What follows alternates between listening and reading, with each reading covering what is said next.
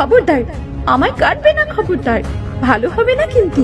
ওই কাঁচা আম গাছটি কাটো আর আমায় ছেড়ে দাও। তোদের দুজনকেই কাটবো, আগে তোকে আর তারপর ওকে। এখনো হাঁ করে দেখছো কি? যাও, গাছটা কেটে ফেলো। কানাইঘাটি গ্রামের পাশে ছিল একটা জঙ্গল। সেই জঙ্গলের ভেতরে ছিল দুটো আম গাছ। একটা গাছের আম দেখতে খুব সুন্দর, পাকা আর খুব মিষ্টি, কিন্তু এইটা নিয়ে তার অহংকারের শেষ ছিল না। আর অপর পাশের আম গাছটির আম ছিল কাঁচা আর খুব টক, কিন্তু তার মনে কোনো অহংকার ছিল না। তাই গাছের নিচে কেউ বসলে গাছের ডানা ঝাপটে সে তাদের বাতাস করত।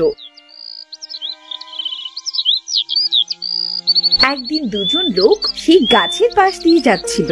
কানাইদা, কাঠ কেটে জঙ্গলের পথ ধরে হেঁটে বাড়ি যাওয়া আর সম্ভব হচ্ছে না। কোথাও একটু বসতে পারলে ভালো হতো। আচ্ছা চল, তাহলে ওই গাছটির নিচে গিয়ে বসি। দেখ, গাছে কত সুন্দর আম ঝুলে আছে। একটু জিরিয়ে আম খেয়েই বাড়ি ফিরবো। তারা দুজন গাছের নিচে গিয়ে বসতেই গাছটি গর্জন করে উঠল, দূর হ, আমার গাছের ছায়া থেকে দূর হ, অন্য গাছের নিচে গিয়ে বস।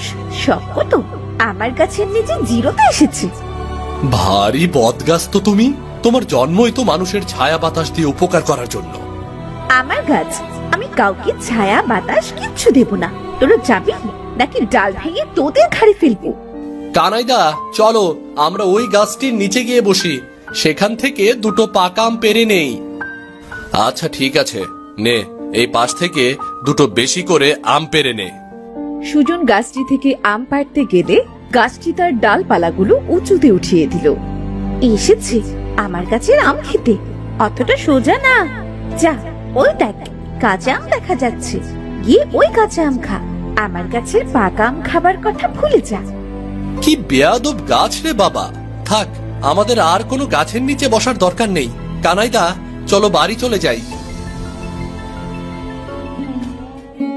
সেই গ্রামে বাস করত দিনেশ নামের এক লোক। তার মেয়ে চন্দ্রা একদিন তার বাবার কাছে আম খাবার জন্য খুব বায়না করতে লাগলো। বাবা, ও বাবা, এখন তো আমের সময় বাবা, সবাই কত আম খায়, আমরাই শুধু খাই না। আজ হাট থেকে দুটো আমার জন্য আম এনে দেবে? মারে, এ বছর আমের দাম খুব বাড়তি। আমার যদি আম কেনার সামর্থ্য থাকতো তাহলে কবেই এনে খাওয়াতাম। সবার মতো আম খেতে আমারও খুব ইচ্ছে করে বাবা। এতই যখন আম খেতে ইচ্ছে করে, তবে বিষ কিনে খানা। আচ্ছা গিন্নি, ও ছোট্ট মেয়ে, ও কি বাই বোঝে। ওর সাথে ভালোভাবে কথা বলবে, বুঝলে? হ্যাঁ, তোমার মেয়ে তো একদম কোসি খুকি না, কিচ্ছু বোঝে না। তবে আম খাবার কথা বুঝলো কি করে? অলুক্ষণে অপয়া মেয়ে একটা, সারাদিন শুধু খাই খাই করে। গিন্নি, কি বলছো? কি এগুলো? তুমি চুপ করো, তোমার মুখে আমি আর একটাও কথা শুনতে চাই না। দিন দিন মেয়েকে লাই দিয়ে গাছের মাথায় তোলা হচ্ছে, তাই না? বাবা, বাবা, তোমরা আমার জন্য আর ঝগড়া করো না বাবা। আমি আর কোনো দিন আম খেতে চাইবো না। তোর জন্যই তো ঝগড়াটা লাগলো। আজ সারাদিন তোর ভাত বন্ধ। যা, বাড়ি থেকে বের হয়ে যা। আমার মা মরা মেয়েটার জন্য তোমাকে আমি বাড়িতে এনেছিলাম, আর তুমি তার সাথে এমন ব্যবহার করছো। তার জন্য কি ওকে আমার কোলে করে নাচতে হবে? সত্য সব আদিক্ষেতা। চন্দ্রা একটা গাছের নিচে মন খারাপ করে বসেছিল। তখন তার বন্ধুরা চন্দ্রার কাছে এসে বলল, কিরে চন্দ্রা, তুই এখানে মন খারাপ করে বসে আছিস, আর আমরা তোকে সারা গ্রাম খুঁজে বেড়াচ্ছি। আরে কিরে, কথা বলছিস না কেন? তোর কি মন খারাপ? আরে বাবার কাছে আম খেতে চেয়েছিলাম, তাই মা আমাকে অনেক বকা দিয়েছে জানিস। ও, এজন্যই তোর মন খারাপ? আমরা তো তোকে আম খাবার জন্যই খুঁজছিলাম। সত্যি বলছিস? কই আম? দে দে আমাকে। আরে আম তো আমাদের কাছেই নেই। শুনেছি জঙ্গলের ভেতরে একটা আম গাছ আছে, সেই গাছে নাকি অনেক পাকা আম। তাই সেখানে চল যাই, আম খেতে যাব। তাই তোকে ডাকতে এলাম। তাহলে এক্ষুনি চল, আর দেরি না। আমের কথা শুনে আমার তো জিভে জল চলে এসেছে রে।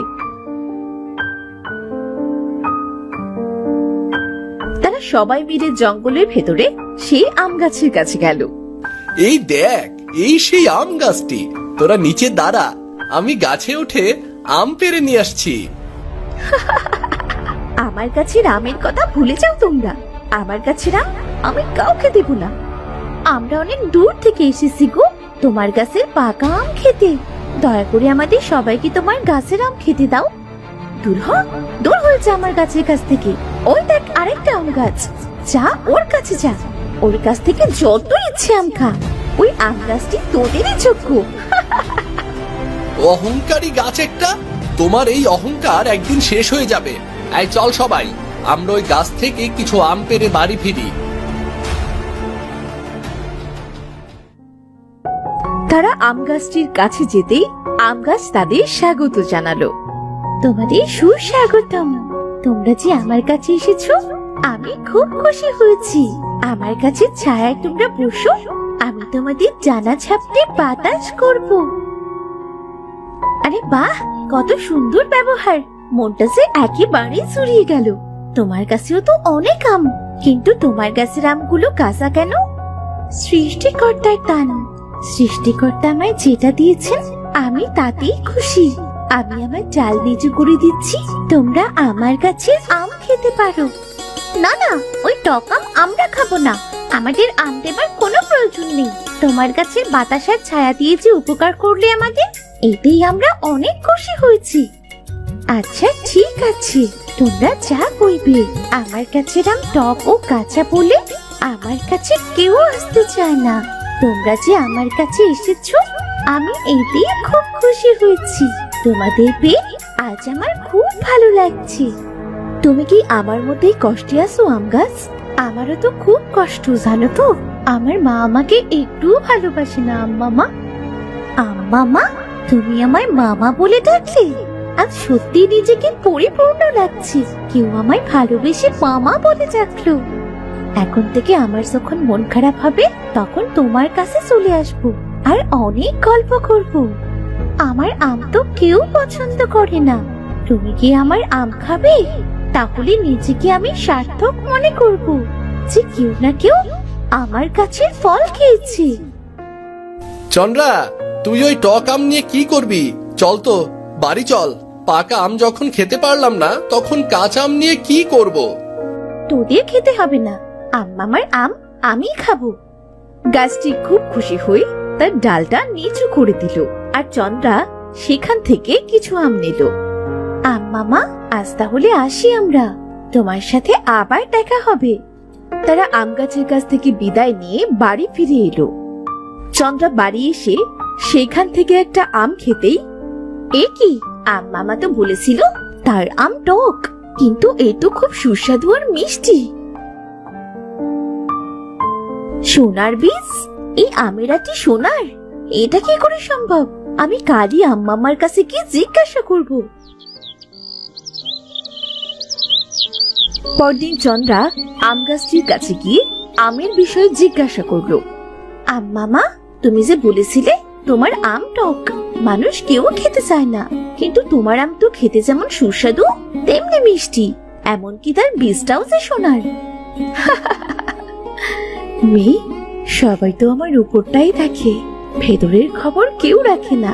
সবাই আমার উপরের কাঁচা আম দেখে ভাবে আমার আম খেতে টক, আর এর জন্য কেউ আমার গাছের কাছেও আসতে চায় না। আসলে আম্মামা, আমরা মানুষেরা সবসময় উপরের সৌন্দর্যটাই দেখি, ভেতরটা দেখি না। যদি সবাই ভেতরের সৌন্দর্য দেখতো, তবে কতই না ভালো হতো। তুমি অনেক ভালো মেয়ে, আমার এই প্রতিদান পাবার যোগ্য একমাত্র তুমি। তাই তোমাকে আমার গাছের আম খেতে বলেছিলাম। তুমি ওই সোনার বীজ বিক্রি করে যত খুশি পাকা আম খেও। না গো আম্মামা, বাবার খুব অভাব জানো তো। আমি বরং বাবাকেই বলবো বীজটা বিক্রি করে খাবার কিনতে। আমাদের ঘরে আজ 2 দিন ধরে কোনো খাবার নেই, আবার তার উপরে সৎ মা। আমি সব জানি মেয়ে, তোমাকে আর বলতে হবে না। নাও নাও দেখি, এই গাছ থেকে আরো কয়েকটা আম নিয়ে বাড়ি ফিরে যাও। চন্দ্রা খুশি হয়ে গাছ থেকে কয়েকটি আম পেড়ে বাড়ি ফিরে এলো এবং তার বাবা মায়ের সাথে সব কথা খুলে বলল। তাহলে তো গাছটি খুব দয়াবান মা। মহান সৃষ্টিকর্তা যে কোনো উপায়ে আমাদের রিজিকের ব্যবস্থা করে দিলেন। চন্দ্রা রোজ আম গাছ থেকে কয়েকটা আম পেড়ে আনতো আর তার সোনার বীজ দিনের শ্যাকরার কাছে গিয়ে বিক্রি করে আসতো। দেখতে দেখতে তাদের অবস্থা বেশ সচ্ছল হলো। ওগো, প্রতিদিন এত অল্প অল্প সোনার বীজ কি করবে? বলি কি, চলো না আজ আমরা গাছটি মেরে তার থেকে সমস্ত আম পেড়ে সোনার বীজ বিক্রি করে অনেক ধনী হয়ে যাব। না না গিন্নি, এটা মোটেও ঠিক হবে না। গাছটি আমাদের কত উপকার করলো, আর শেষে কিনা তাকে আমরা মেরে ফেলবো। চুপ থাকো তো, যেটা বলছি সেটা শুনো। চলো আমার সাথে, আজ এক্ষুনি গাছটি কাটবে। দিনেশ ও তার স্ত্রী একটা কুড়াল নিয়ে জঙ্গলের পথে হাঁটতে লাগলো। তারা আম গাছটির কাছে এসে পৌঁছলো। এই দাঁড়াও দাঁড়াও, এই দেখো একটা পাকা আম গাছ। আগে এই গাছটি মেরে এর আমগুলো পেরে নাও, এতে আমও বিক্রি করা হবে, আবার কাঠও বিক্রি করা যাবে। আমের যে দাম, তাতে আমরা অনেক টাকার আম বিক্রি করতে পারবো। তা কথা মন্দ বলনি, ওই গাছটি কাটলে আমরা বেশ লাভবান হব। খবরদার, আমায় কাটবে না, খবরদার। ভালো হবে না কিন্তু। ওই কাঁচা আম গাছটি কাটো আর আমায় ছেড়ে দাও। তোদের দুজনকেই কাটবো, আগে তোকে আর তারপর ওকে। এখনো হাঁ করে দেখছো কি? যাও, গাছটা কেটে ফেলো। তোমরা ওকে ছেড়ে দাও, আমাকে কাটো। আমাকে কাটলে ওর থেকে বেশি টাকা পাবে। কাঁচা আম গাছ, আজ বুঝতে পারছি তুমি সত্যি অনেক মহৎ। তোমার কোনো তুলনা হয় না। আমাকে বাঁচাতে তুমি নিজেকে উৎসর্গ করে দিচ্ছ। তোমরা বরং আমাকেই কেটে রেখে দাও। এমন সময় সেখানে চন্দ্রা চলে আসে। বাবা, বাবা, তোমরা কাউকে কাটবে না। বাবা, তুমি কি করে পারলে? সে গাছটি আমাদের এত উপকার করলো, তাকে কাটতে আসতে? তাতে তোর কি? আমরা যে দুটোকে কেটে তবেই বাড়ি ফিরবো। আমি থাকতে তোমাদের কখনো এই গাছ কাটতে দেব না মা। তোমরা বাড়ি ফিরে যাও, এদের জীবন নিয়ে এদের বাঁচতে দাও। দাঁড়া, আগে তোকে মারবো, তারপরে গাছ দুটি। গিন্নি, এটা তুমি কি করছো? ছাড়ো, ছাড়ো আমার মেয়েকে, ছাড়ো বলছি। মানুষের মাথায় যখন অতিরিক্ত লোভ চেপে বসে, তখন সে মানুষ থেকে অমানুষ হয়ে যায়। আজ তারই শাস্তি পাবি তুই। এই কথা বলে ভালো গাছটি তার জাদু শক্তি দ্বারা চন্দ্রার মাকে একটা কাঁটাযুক্ত গাছে পরিণত করে দেয়। খুব ভালো হয়েছে, মানুষের বদলে ওই অমানুষ হয়ে গিয়েছিল। এবার তোর শাস্তি তুই ভোগ কর। এই যে ছোট্ট মেয়ে, তুমি আমায় ক্ষমা করে দিও। আমি অহংকারে অন্ধ হয়ে গিয়েছিলাম। আজ থেকে কাঁচা আমের মতো আমিও ভালো হয়ে যাব। আজ থেকে রোজ তোমরা এই গাছ থেকে আম পেড়ে বাজারে বিক্রি করবে। ধন্যবাদ পাকা আম গাছ। বাবা, এই যে আমার আম মামা। আম মামা, তুমি বাবার উপর রাগ করো না। আমার বাবা কিন্তু খুব ভালো মানুষ। না গো মেয়ে, আমি কোনো রাগ করিনি। আমি জানি সবকিছু। তোমার মা তার লোভের শাস্তি পেয়েছে।